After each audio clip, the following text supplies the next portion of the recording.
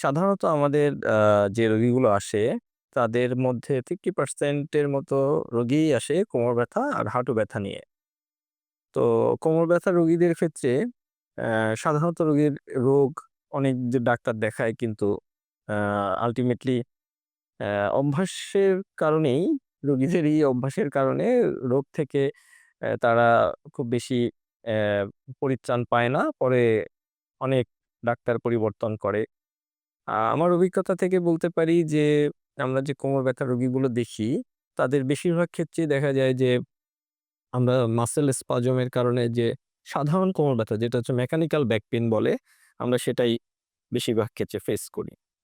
সেক্ষেত্রে ইমপ্রুভমেন্ট ও ভালো হয়। আমার রোগীরা আলহামদুলিল্লাহ ভালো আছেন এবং তারা আ অন্য রোগীদেরকেও আ রেফার করে যে, "না স্যারের কাছে যান।" আমি যেটা করি বেসিক্যালি তাদেরকে কিছু নিয়ম-কানুন বলে দেই যে, কাজগুলো করলে কোমর ব্যথা ওইভাবে আ বেশি মাত্রায় হয় না কিংবা নিয়ন্ত্রণে থাকে।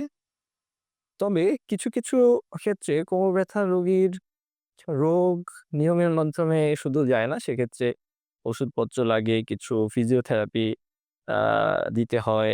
আবার কোনো ক্ষেত্রে আমরা এমআরআই কিংবা অন্যান্য পরীক্ষা যেগুলো আমাদের এখানে এভেইলেবল সেগুলো আমরা করি এবং এক্সাক্টলি কি কারণ সেটা বের করার চেষ্টা করি এবং সে অনুযায়ী কিছু রোগীর আমরা অপারেশনও করি।